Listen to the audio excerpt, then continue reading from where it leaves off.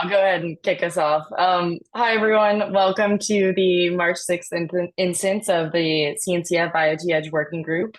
Today on the agenda, we have Joe Pearson is going to be talking deeply about edge workloads and architecture and how you can build architectures for the edge. And Joe is on the technical advisory committee for LF Edge and has a book that he just published that he's going to tell us about, I hope, as well. Excellent. Thanks. So what do you normally do in the meeting? Do you have any other items on the agenda? What's the typical length? What should I expect? So meetings are usually an hour, and agenda items are published before the meeting. And if there aren't any, it's more of a birds of a feather discussion where we talk about the latest and greatest in the edge. So for this meeting, I believe you are the topic. So you have the full hour. Okay, thanks. Let me go ahead and share my screen. And I'm going to try to make sure this isn't boring and not just a slideshow. Let me turn off notifications, share my screen, pull this up, and I'll go full screen. Excellent. So you should all see my screen now. It was a little strange for me. Normally, I either use an IBM slide template or LF Edge template. It's like, wait a second, which one do I use for this talk?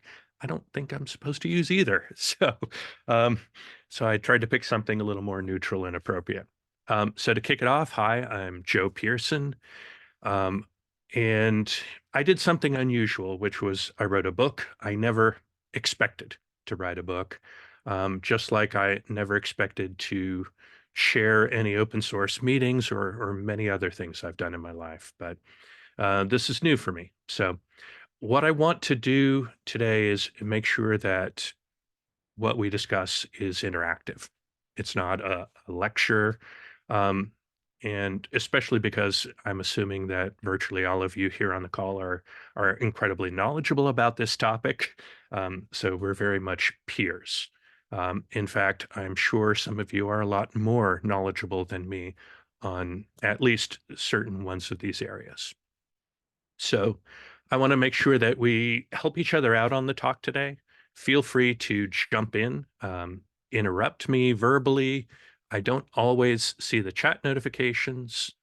So yeah, verbally or raising the hand might work in Zoom.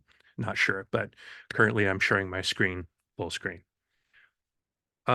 So I want to make sure also we have room for disagreement, right? If you disagree with anything I say, or you want me to clarify a specific point, or you would like to add on,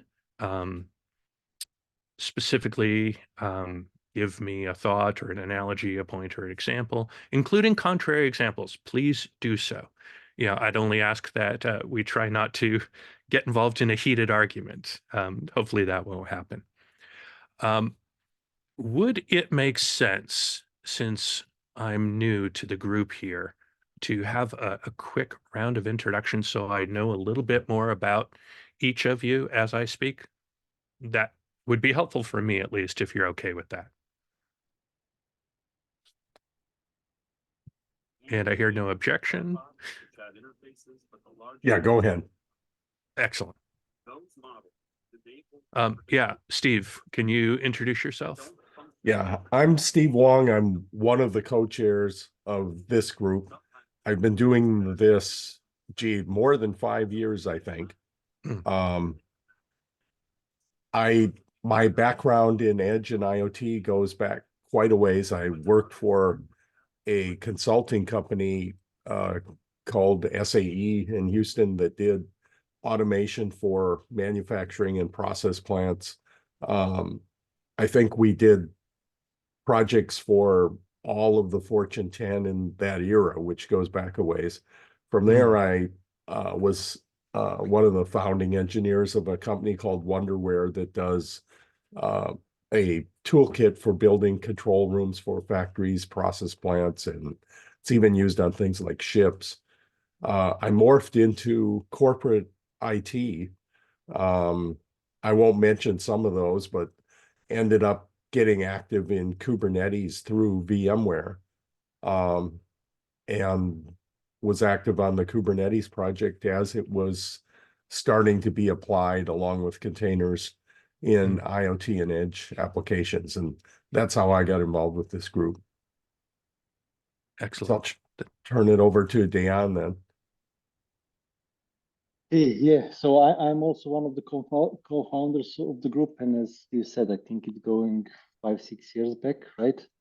So my background, I'm coming from the enterprise messaging and middleware kind of work long time ago, and then started to do a lot of messaging and connectivity for the IoT. We worked a lot in the Eclipse IoT working group in that area on a couple of projects, and yeah, at some point Kubernetes became a platform of deployment, and we approached CNCF to start this working group, and it has been going ever since.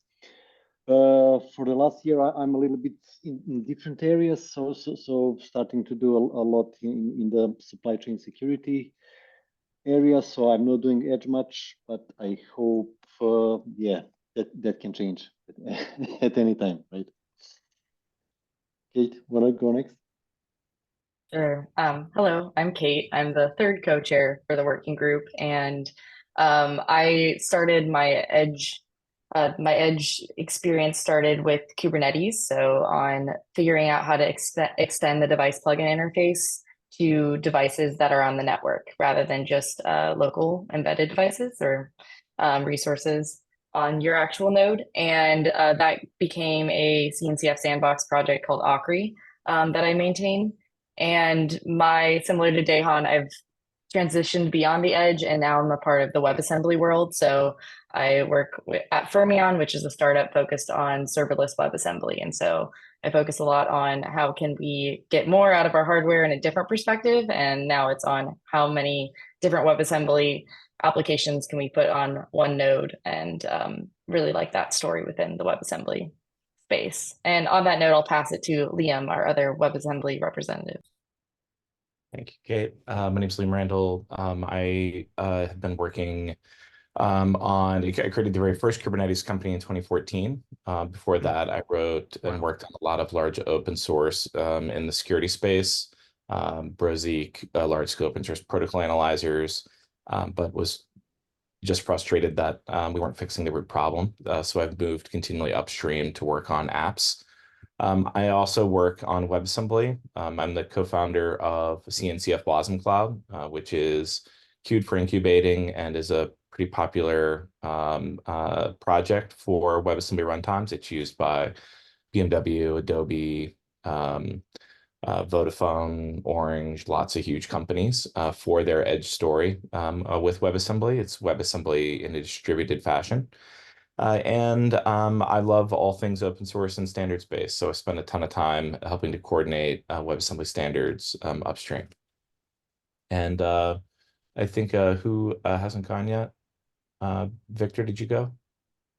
Not yet. Yeah, I'm an independent consultant. Actually, Joe, I already talked. Been a database consultant for 20 years. So I'm sort of semi-retired, and my full-time job when I don't have a database contract is to learn.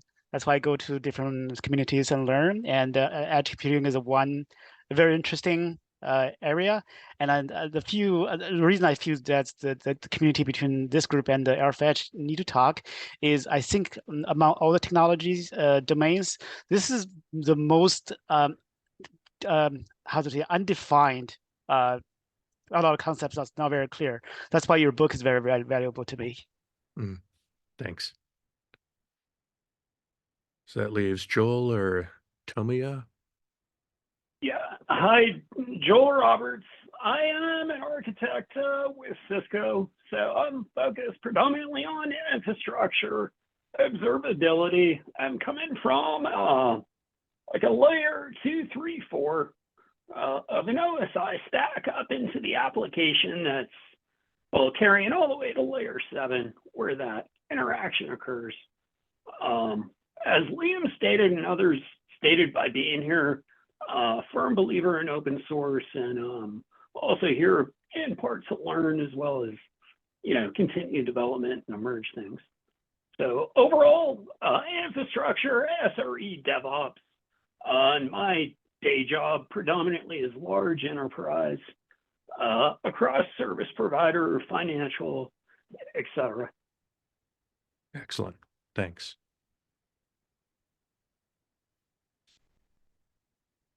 Last, how do you pronounce that? Tomoya? Oh, yeah. Can Yeah. you hear me? Yep. By the way, all I can see is a black screen. Is Ooh, this that's happening not to good. you guys? No, let me No, stop my no. share and share Okay, I again. mean, like, I need to rejoin the meeting later. But anyway, I'm Tomoya. I'm Okay. software engineer with the Sony. I usually work on the robot operating system. I'm the TSC member to develop the the open source code ROS and ROS2 core. And excellent. the other thing is I'm working on like CNCF project, Kubernetes. I mean, like Edge IoT perspective. So we are trying to bring the cloud native technologies to Edge IoT devices because we have kind of pain to manage all Edge devices in Sony. So yeah, that's it. Thank you. Excellent. Thank you all very much for introducing yourself. I appreciate that.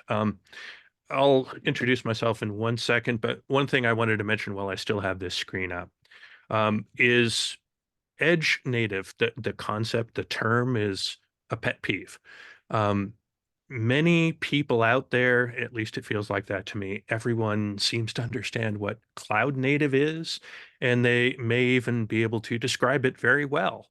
And I'm sure most of you could as well, but hardly anyone knows how to describe the edge or edge computing, let alone the term edge native itself, or why edge computing itself is different than cloud computing. So that's something that it's bothered me for quite a bit, which is one of the reasons why I'm here today. A little bit of background about me. As Kate mentioned, I do have a book that I wrote, started back in June of last year, finished up the first week of January this year, and it was promptly published by the end of January. So it's been out a little bit over a month now. And one of the things that shocked me is, especially in this space, the authors are responsible for publicizing and marketing their own books. I had no idea. So I'm learning how to do that at the moment. A little bit of background, how I got involved in this. I started speaking about a shift I saw from IoT to edge computing that I believe began around 2015 or so.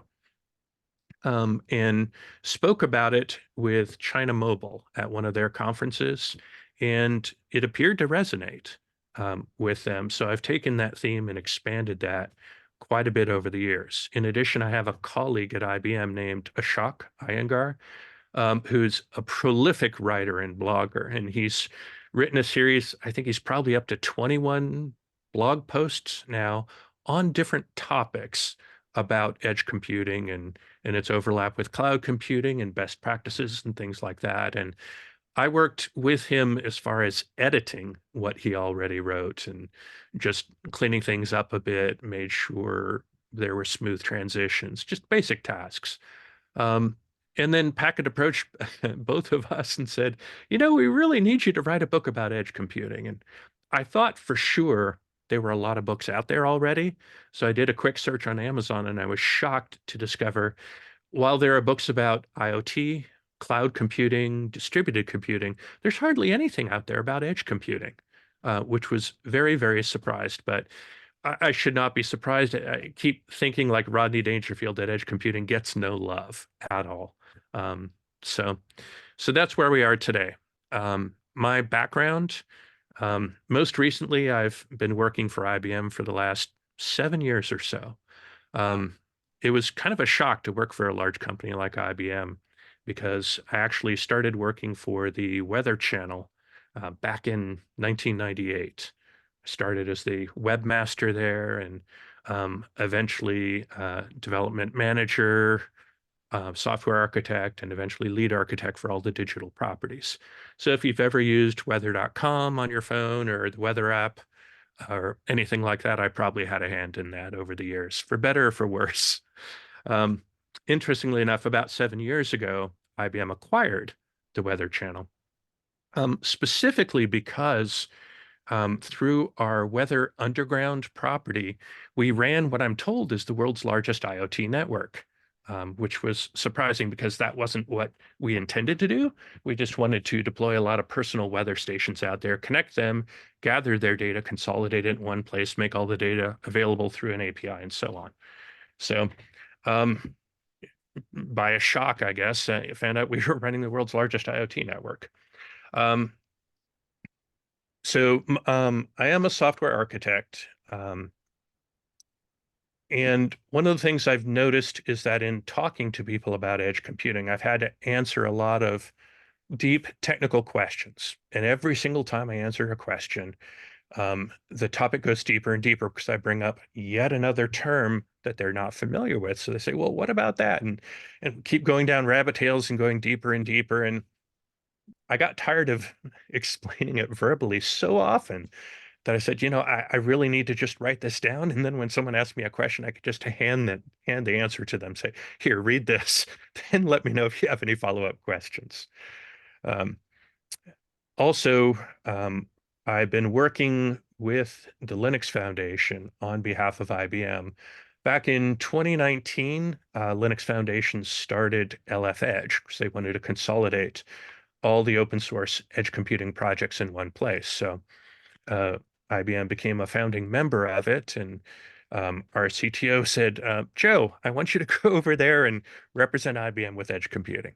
So I said, okay, I'm certainly not an expert. There are more people qualified, but I jumped in, and over the last 5 years or so, I've learned quite a bit, a lot of it through hands-on. One of the things at IBM is they encourage us to be coding daily, to work with the technology daily, and to contribute out to the open source communities.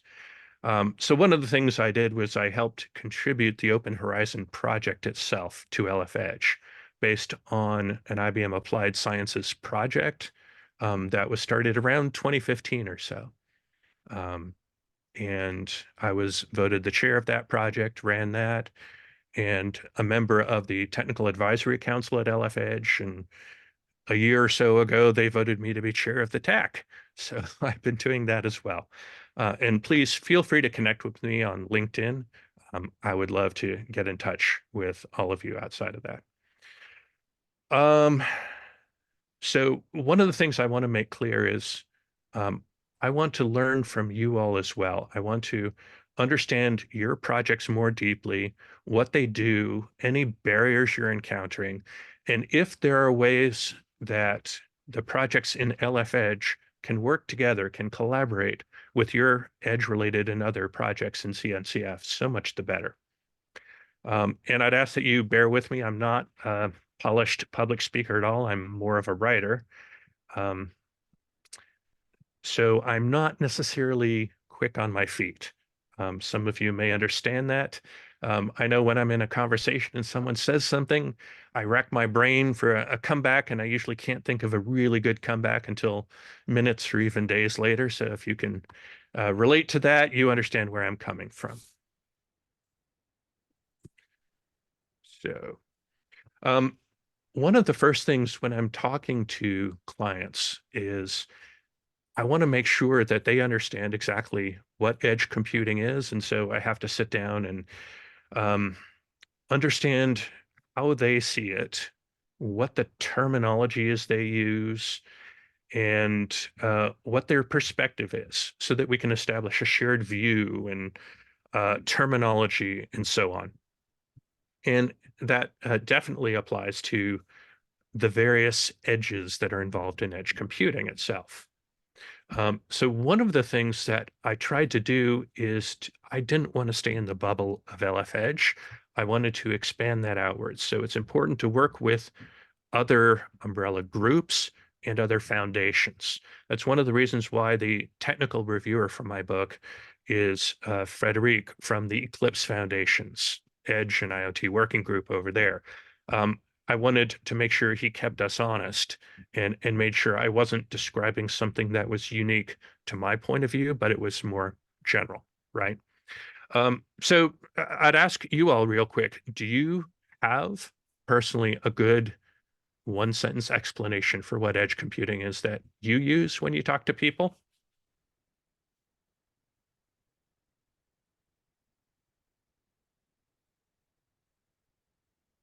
And if you're speaking, you're on mute. I was There we just go. looking it up. We created a white paper that we had the same issue. People use that term edge native because we're in the cloud native ecosystem. So we wanted to define what that meant. Good. And so one of the initiatives the working group took on was to create a white paper that defines what edge native means and what that means to your application. So what are the design behaviors that you need to take into account because of that? And what are the principles you can imagine your application having if it is in fact edge native? And I'm trying to pull that up. Excellent. So while you're pulling that up, what I've landed on personally is the simplest way to explain the edge itself. Is I describe it as the location where computing takes place. I think that's the shortest way I can describe it to people. I have a real difficulty, for example, telling my mother what I do for a living. I'm not sure she understands it completely yet. But when my book came out, she says, I'm going to buy a copy of that just to help understand what you do better. So with Edge, when we talk about Edge as related to the location, right? Implicit in that word itself, it implies that the compute is not taking place in a centralized location. So it's not necessarily in a global data center or in the cloud, for example. That's implied in the term itself. What's also potentially implied is the fact that it may be at the very end of a communications network itself, right? So those two are implied in the word itself. That's my point of view. And therefore, edge computing can be characterized by the degrees of distance that it happens from that centralized location. So I've heard of people talking about the regional edge, satellite edge, the far edge, and things like that. So it's always described in its relationship to where it sits compared to that central location. The other thing about edge computing is that the location itself is all about optimizing what you want to get out of it, right?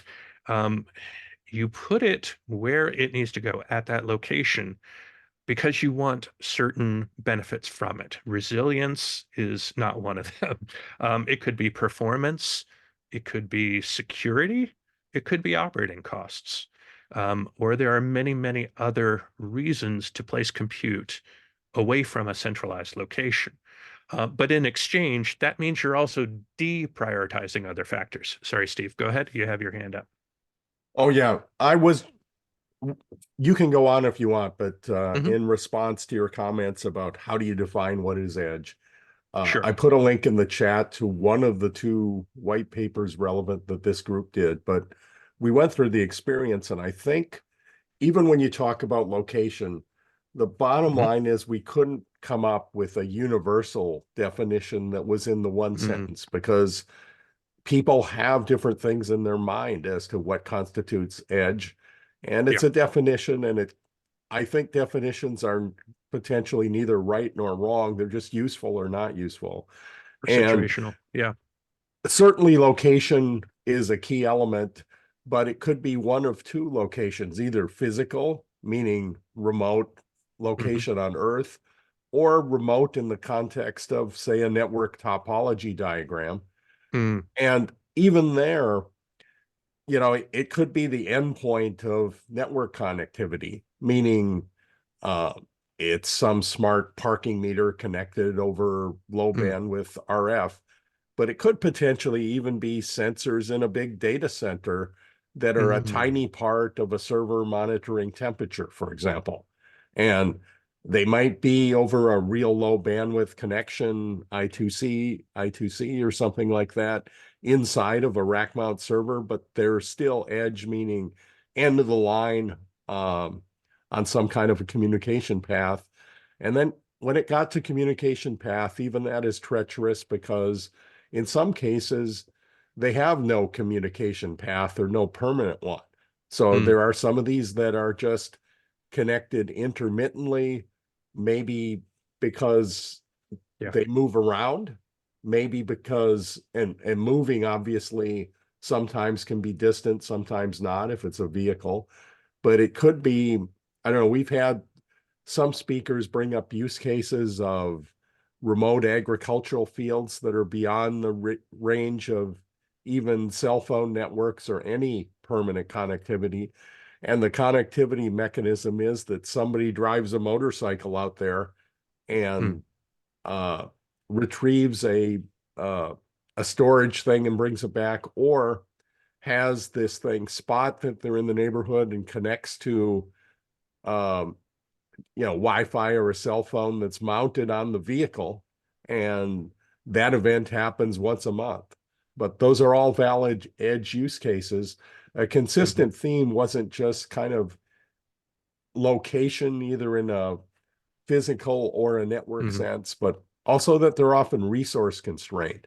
It's very rare that they're not resource constrained. Let's put it that way, in terms of both power, CPU usage, and it has big impacts on how they become quite different from things that were designed in the cloud native context, where you say you have, at least at the beginning, infinite scalability or the sense of it, and it's rare that edge would have that kind of characteristic.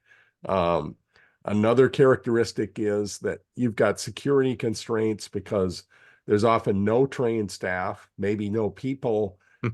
These things are not physically secured like you would typically find in a cloud data center. And that becomes a big element of how you architect things compared to, the cloud native category. Yeah, anyway, really good point there. I'll throw those out there and let other people talk.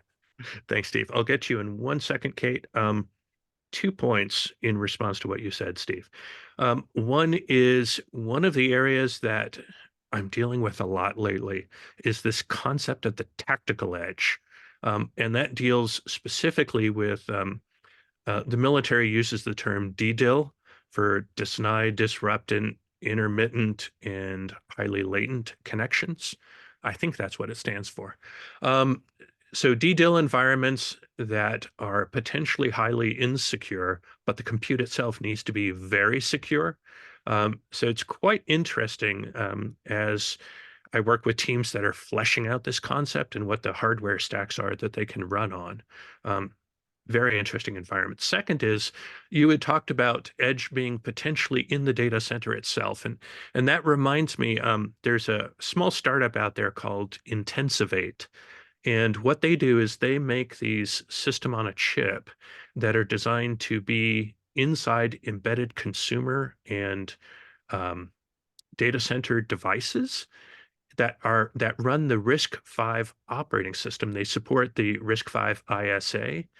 And the fascinating use case that they talked with me about was they wanted to be able to run Docker containers on these RISC ISA chips that might be embedded in hardware like SSDs and other things that might be rack mounted. And that just blew my mind, thinking you have an SSD that's capable of actually running machine learning workloads directly inside the SSD itself, to predict potential failures, to examine data coming from heat and vibration sensors. It's phenomenal what you can do now with that sort of edge computing, even if it is in the data center.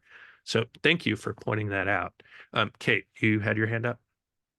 Yeah, I was just gonna also say that when you said your definition was one based on location, Right. Steve pointed out we talked about a lot in the white paper, but one thing we did start out with at the beginning was saying our definition is also geography based was the word we used. And that being how far is the compute from the data resource was kind of the spectrum there. And that was inspired somewhat by LF Edge. But some of the other ones, this was a conversation that we had in the working group because some of the other ones were networking based, resource based, like how constrained is the device. But we found that geography based was probably the most pervasive one. Excellent. So good point. I was thinking about the geography. Steve, you make an excellent case for that's not always the point. Sometimes the constraints are a factor. I guess the heart of it is edge computing is all about shortening the distance between a device that generates data and the computation that does something with that data itself, right? So that might be a good way to think about it. Let me go on to the next slide before we run out of time, before we get to the actual meat of the discussion. When going through the edge computing patterns, one of the things that shocked Ashok and I was the fact that when we look at an architecture pattern archetype, when you distill all the different architectures down to their shared elements, we found only a small handful of archetypes. And I'm perfectly willing to be corrected on this. But there were 3 basic archetypes that we found and that we outlined. However, despite all the similarities between them, what we found is that there were a ton, an absolutely enormous amount of other ancillary considerations that you have to keep in mind when it comes to edge computing. And so we found we actually spent more time discussing all of those other topics than we spent on the actual archetype patterns in the first place. And so what I did here was I outlined what some of those points are. And given how long it's taken us to get to this slide, I think we're probably not going to have time to discuss any of these particular topics, but I wanted to put those up there. The first one, demystifying, is all about too many of the terms and the concepts we use are overloaded. And not only are they overloaded, other people that we speak with may have different assumptions about those terms, how they should be used, and so on. So trying to come up with a shared vernacular, especially trying to not to use technical words to describe things, I've noticed is very, very helpful when discussing edge computing. The second is architectures invariably lead to asking, is your approach cloud out versus edge in? And I don't know if that's something that this group has encountered very often when you discuss it, the concept of cloud out edge architectures versus edge in. But I think my personal opinion here is that cloud out approaches tend to lend themselves well to cloud native development best practices, whereas edge in motions tend to always start with the edge native characteristics. So asking cloud out versus edge in is a very, very important first question when talking with anyone. The third is dealing with data is an incredibly deep topic. And we could probably discuss this for several hours. But when it comes to governance, which is sovereignty, control, privacy, discoverability, dealing with synthetic data, the data gravity, meaning how much can it move, or is it rooted to one location? How much mobility does it have? And even topics dealing with data virtualization. And last, how data overlaps with the concept of generating and using machine learning models. There's a ton we could get into regarding those issues when it comes to edge computing. Fourth, I think there's been a lot of progress made in automation when it comes to deployments and when it comes to workload management on the edge. The problem is people are not yet willing to use them, especially at scale. But automation is the key to scalability. And I personally believe part of that requires autonomy as well. Second to last point there, connectivity, and as Steve already said earlier, that is one of the key distinctives of edge computing, not always assuming that connectivity exists. And the last is a topic that should be relatively new, and that's the concept of anti-fragility, especially when it comes to edge computing. I typically think about the book Anti-Fragile by, what's his name? Nassim Nicholas Taleb. He wrote a great book, Anti-Fragile. But when it comes to edge computing, I think it's critical. And what that means is designing systems that do not buckle under stress. Instead, the opposite happens. Designing systems that actually improve and thrive when they're placed under stress. And it's an interesting topic and an interesting challenge to think about. How do I design an edge computing architecture so that it improves under stress? And it takes a lot of deep thinking, but let me know if you ever want to discuss that at some point in the future. So jumping on to the meat of the topic here, cloud native, there are many different websites and authorities out there that talk about what cloud native actually means. Here's one of the ones I've chosen because it seems to be a pretty wide coverage, if you will. But the bottom line is, what I've seen over the years with cloud native is it's a way of combining a lot of different best practices that were emerging at the time that cloud computing began to be available. And that's what made cloud native best practices resilient, scalable approaches to software development. So that would include taking the old iterative approach, the old waterfall approach to software development, and moving towards agile builds and deployments, right? Because that took us from software release timeframes, which used to be anywhere from 6 months to 18 months, down to essentially being able to deploy on demand. That was a huge innovation in software development and required a lot of new tools, processes, and capabilities and learning, and redoing how we actually manage software development, right? The second was how to effectively manage infrastructure, especially shared infrastructure.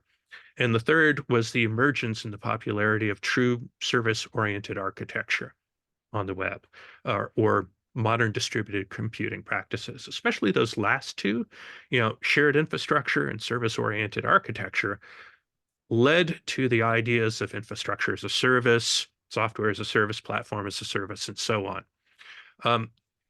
That's what I typically think of when I think of cloud native. And then the practices emerged specifically from that. And I won't go into this very much. What I'll do at this point is just jump directly to the next slide, which was, okay, now that we have cloud native, why the heck do we need edge native in the first place? Can't we just use cloud native? So what I tend to stress with people is these are the specific reasons why cloud native does not suffice and why we do need edge native, right? We know the hardware is always different in edge computing places, not only in its microarchitecture, its resources, the devices that are connected to it, and so on.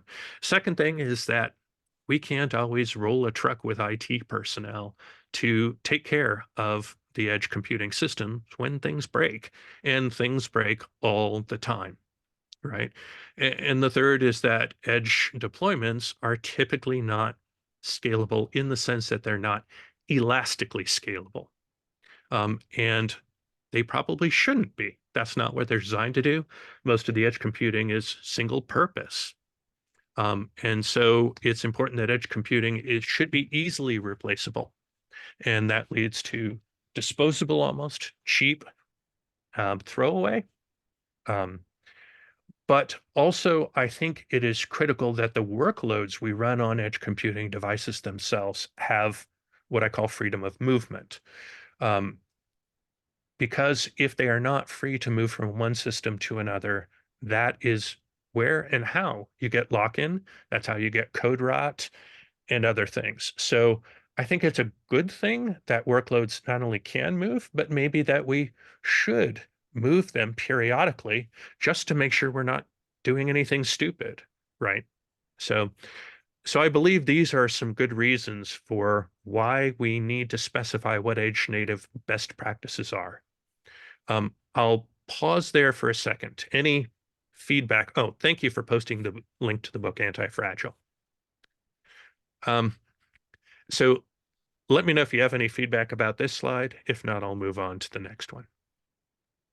And by the way, the next one is the last slide. So that's I'd good. add one more thing that has come out pretty consistently in this group, Sure. comparing Edge to cloud native, and that is that Edge often entails, maybe not always, but massively larger scale.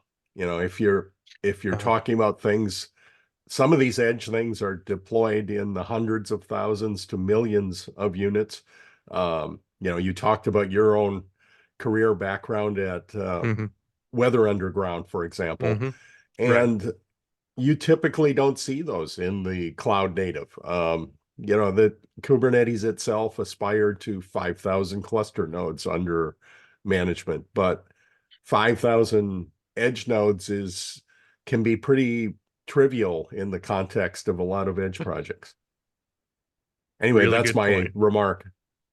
Thank you. Yeah, absolutely. There's a chart we put together in LF Edge where we talked about the different edges, and one of the ways in which those edges can be characterized is by the number of deployments, right? And we said regional deployments typically number in the thousands, satellite deployments in the tens of thousands, and at the far edge, it can be up to millions or even billions.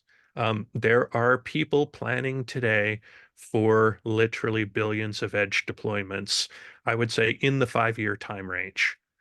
So we're going to need to solve those problems. Kate, you have your hand up.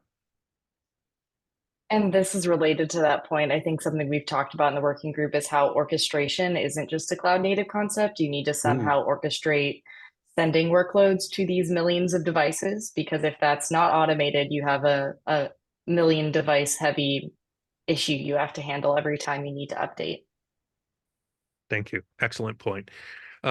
Tooting my own horn briefly for a second, the Open Horizon project itself is designed to do that, to automate the placement decision-making process, the actual physical act of provisioning and deployment, and then the actual managing the life cycle of the workloads on those edge devices. And the only way we got it to scale was by putting that autonomy in the hands of every single edge node itself, and by having the edge nodes initiate connectivity back to the central control plane, which was kind of an inversion of control, if you will. So yes, and what we do regularly out of the box is we say a single instance of Open Horizon can manage up to 40,000 edge nodes. And by edge node, we typically mean either a bare Linux host that is capable of running containers or a Kubernetes cluster.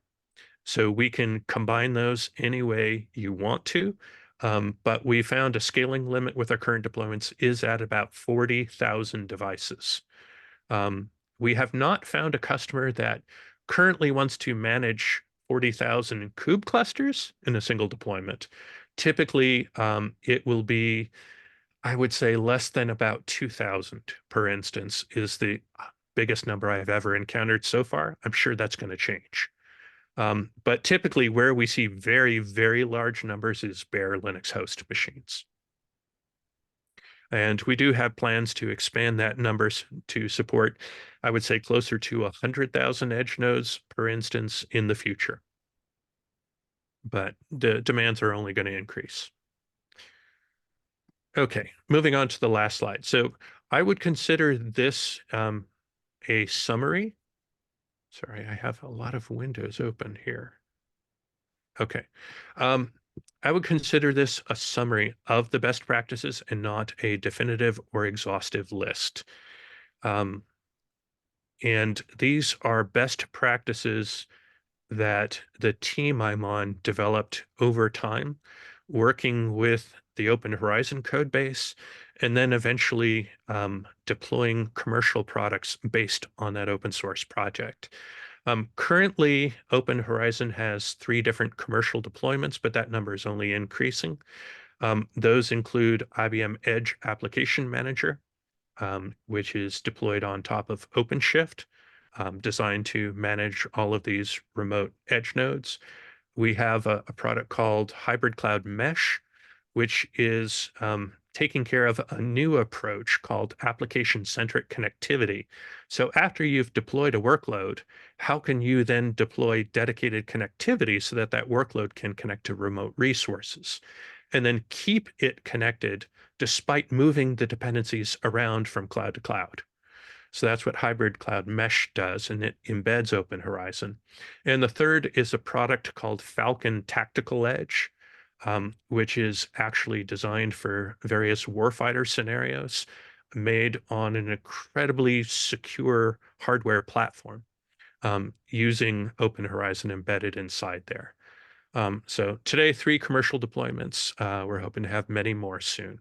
One of the reasons why is because we are one of the few, if not the only solution out there. I'm saying this tentatively because I don't know of any other, but that doesn't mean any other does not exist.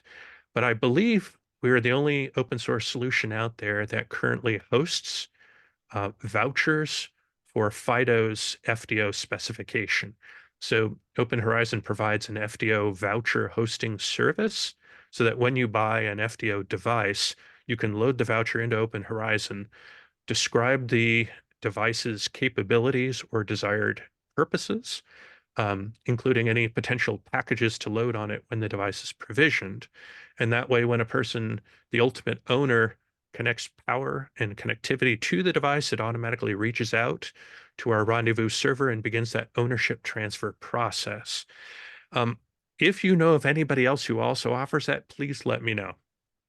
Okay. Portainer has a scaffold for doing that. Now, that does whether not they're surprise fully me. open source or I haven't paid attention to the Okay. actual licensing terms, so that might be kind of in that business open source class, but Okay. it's definitely in there. We had a presentation at KubeCon Europe a couple of years ago where that was actually demoed in the early days of the FIDO-based provisioning. So Interesting. Okay. Thank you. I'll make sure the FIDO organization knows about this as well, because I don't think they're aware. And I'll check to see if it's available commercially and in open source. Thank you for that pointer. I appreciate it. Going into edge native best practices. First point here, to tolerate interruptions and unavailability of connectivity, which also implies you're not able to connect to service dependencies that are remote. So it's important that we handle these situations, not only to handle them gracefully or handle them in an anti-fragile way, but I believe that services designed to run on edge computing should natively account for that. We work with a project in Germany called AgriRegio that is deployed on small farmholder farms, so typically 5 acres in size or less, usually nowhere near a cell phone tower or internet connectivity. And we've worked with the regional German government to actually deploy this. They have a product they call a Hofbox, which I think is translated as a farm box or farm machine. So these are small fanless x86 machines that run containerized workloads.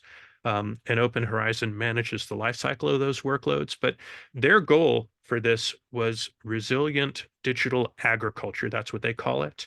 And they pioneered what they call the offline first principle, meaning these farm boxes need to be able to run possibly never connecting to the internet in the first place. But at the same time, we need to be able to provision those devices initially, and we need to provide a way for the farmers to update workloads and update machine learning assets on those. So AgriRegio is pioneering methods for doing that, and we hope to make their software available in open source very soon. But I think that's the ultimate of tolerating interruptions in connectivity. Second point, make sure that workloads can be designed to be portable. They should be portable to different edges, to different microarchitectures, certainly to different operating systems, and in many other operational contexts. I believe that is key. So one of the things we're encouraging people to do out of the box when they define containers is, and when I say containers, I'm thinking OCI compliant containers here. Apologies to the WASM people. But the idea is that those containers should be able to support multiple architectures. And I do believe WASM is leading us to a brave new world that will actually supplant some of these practices, because I can see WASM running virtually unchanged almost anywhere. And I love that about the technology. And I would love to see WASM supporting edge serverless workloads, for want of a better term. And I would love to work with you all on seeing if we can actually make that a reality.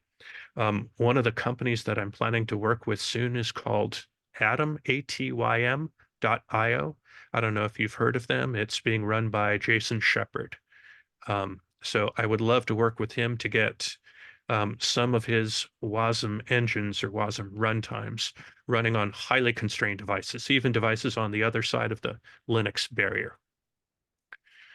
Avoid explicit dependence on container orchestration features. I'm primarily thinking about Kubernetes here, but there are other situations as well. It's good to rely on functionality provided by Kubernetes, but that does prevent you from running it outside the context of Kubernetes. It means when that built-in functionality changes, you need to update all of your containers that depended on that feature. And it means it may potentially limit your portability to other K8s instances provided by other vendors. So that is a potential problem to avoid. Fourth one, employ secrets, external configuration, and so on per instance, including support for runtime updates. So one of the things we found when creating workloads is by embedding configuration or secrets. Number one, never, ever embed secrets or privacy data or anything else inside the application itself. So that's one of the reasons why we rely on solutions like, let's say, HashiCorp Vault, for example. And a side note about that, unfortunately, with HashiCorp Vault's license migration, we had to actually fork the last MPL license version of that, and we created the new OpenBow project. It has been incubating under Open Horizon, but we are probably weeks away from it becoming an official standalone project. It's currently working its way through LF Edge, the voting process, to become its own standalone project. So will keep that be your eyes open standalone for that. under LF Edge or just LF in general? Today it's under LF Edge because primarily the companies involved in seeding it and the projects involved were all projects in LF Edge. We reached out to CNCF, to the CD Foundation, to OpenSSF, and nobody else admitted to having a project that was reliant on HashiCorp Vault that wanted to get involved with us. So LF Edge is our home for now, but we are in talks with LF to say, when we reach a more diverse community, when we release, become a more mature project, we will reevaluate that and see if it makes sense to be housed somewhere else. And I'm running out of time here. Make sure services are self-contained as much as possible, meaning they don't necessarily rely on hardware, devices, or anything physical unless it's absolutely necessary for its function. To follow the data privacy regimes. This is critical when it comes to complying with data privacy initiatives and regulation and so on. And I think best practices in that area on how to do that are still emerging. And a big one there, anticipate system-imposed constraints. We have seen several workloads created that cease working when they hit a constraint. For example, one workload was writing to log files and the system volume filled up and it couldn't write to the log files anymore and the application stopped working. That's a big no-no, and applications should not be written in a way that that sort of thing ever happens. So it's critical that people anticipate potential resource constraints. The saddest response I ever hear from people is, we never thought that would happen, or that we would never run against that barrier. It'll happen. So that's pretty much all I had for this talk, and we're pretty much out of time. So thank you all for having me, and I appreciate that. And let me know if there's any other questions to answer. Yeah, actually, like to the reason I talked to you, Joe, is because I have a lot of time recently, just a few months. I go to a lot of different places, a lot of different foundations and meetings. My observation is the CNCF is including this group, focus on a lot of foundational or upstream technologies, which is very cool.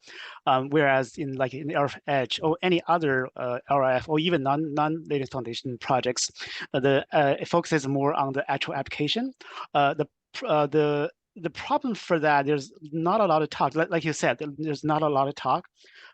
So sometimes that the application side has now using the latest best practices and latest technology, and vice versa. Like the foundation, the upstream technology is not really getting the what's being needed. Like really what the latest you can say product market fit for the latest technology. So I think there should be a lot of opportunity for collaboration. I know we're running out of time. I'd like to actually maybe get how should we find out how to collaborate going forward? Another meeting or offline on Slack? What do the lead and think? Really good question. Anyone have any suggestions for a good first way to collaborate or find opportunities for collaboration? Well, these are recurring meetings every couple of weeks. Sometimes we have no agenda at all, meaning it's completely open. So I'd invite you to continue coming to these meetings, even if you're not a speaker, as best you're able to. I got the impression you had a lot on the subject and maybe only touched a fraction of it. So yeah. This is one way to do it. Also, we have the Slack channel, so you could engage in an offline fashion through that. I did ask a question in chat. Oh, okay. I asked for a link to the book, not realizing it was in the meeting notes. So no worries. Sounds good. Would it make sense to have various LF Edge projects also show up at the meeting and just let you know who they are and what they do? And that way we can take each project one by one and say, hey, is there an opportunity for collaboration here? Yeah, that definitely makes sense. And it has been going on. So okay, we have had some of these projects come in, and we have some, there's been overlap with both LF Edge and Eclipse Foundation projects. Good. And Good. I expect that will continue. Excellent. Thanks, Liam, by the way. One area that's being disrupted in a way is the WebAssembly stuff that Liam, Kate, and I'm working on. So how to define the best practice there, and how that applies to the RF Edge, or I think that's an immediate plus for collaboration. Excellent. Yeah, and I think we could use some guidance in orienting the goal around that. The past meetings, I've been sharing kind of a knowledge dump, but we don't really have a project that we're orienting that knowledge towards. So if that's something that Open Horizon or any project is trying to figure out, how do we plug in WebAssembly, it might be nice to put that knowledge towards a project. And we were thinking of putting it towards some example scenarios. So working with, we have some embedded interest here and then we have some networking folks. Joel just left, but basically creating a reference architecture that could use WebAssembly was another thought we had, but basically we're looking for an outlet for that information. That's super. We have a wealth of potential opportunities. So I would love to send a list your way and say, here you are, pick and choose. Any of these sound interesting? By the way, the membership of this group, we're pretty informal. So if you join the group, which is adding yourself to the Google Groups mailing list, then you get an edit permission on the agenda notes doc. So you don't have to formally ask. You join the group, and then any of these projects can just edit the agenda doc and put themselves on as a future speaker. I just ask, if you do it, it might be nice to put your name and the number of minutes you expect it to take. But it's open to all members to write the future agenda. So you don't have to go through some formal process to get on the meeting agenda. Excellent. I do have a standing conflict at the same time as this meeting. We have one of our small subgroup that we formed temporarily to work on a strategic effort is our workload runtime security group, where we are providing a way to actively prevent malicious acts from occurring at the OS level and inside the container itself. So actively denying anything that's not explicitly allowed. So we're working together with the KubeArmor project to deeply integrate that. Is that based by any chance on using enclaves or CPUs that would have hardening for that? No. And we've had some talks on that subject in the past, so that's why I ask. I'm not an expert on this topic by any means, but they utilize eBPF and LSMs at the OS level on Linux host machines to enforce that. And then within the containers, they work with the container engine itself to actively deny all unapproved actions. This sounds like the perfect example for WebAssembly and the component model and capability-based security model that it has. So I know the group's probably put a lot of work already into it, but you may already be familiar with this, but the way that WebAssembly works with the component model is that the component itself can't have any capabilities unless explicitly granted by the host. So no outbound HTTP calls, no opening of files, like its file system does not exist unless the host gives it that. And because of that, it literally can do nothing unless declared that. And then beyond that, its communication interface is explicitly defined in WebAssembly interface text. So it can only communicate with other components over specified, highly typed API calls. So it's very locked down and provides a really powerful feature for security of applications. Now, one thing I would mention here is that we don't choose favorites. We don't say this is the only approved way to do something. We actually highly encourage, I'll say competition, but alternative approaches. Because first of all, one size does not fit all, right? And second of all, you never know what opportunities having an alternative point of view may open up. So absolutely please don't ever think that, this group is already working with this vendor or this project to solve this problem, therefore there's no opportunity for us. I think that's farther from the truth. So sounds good. Yeah, I think we're at the time limit or even a bit beyond it. People are dropping off, but this is a clue since we went so far over that there's maybe call for continuing on this subject at a future meeting. But thanks, Joe. It was a great presentation. Maybe if you get a cancellation in your other conflicting meeting, you can come back and visit again or send someone else from LF Edge or any of the projects you're on. Thanks. Sounds good.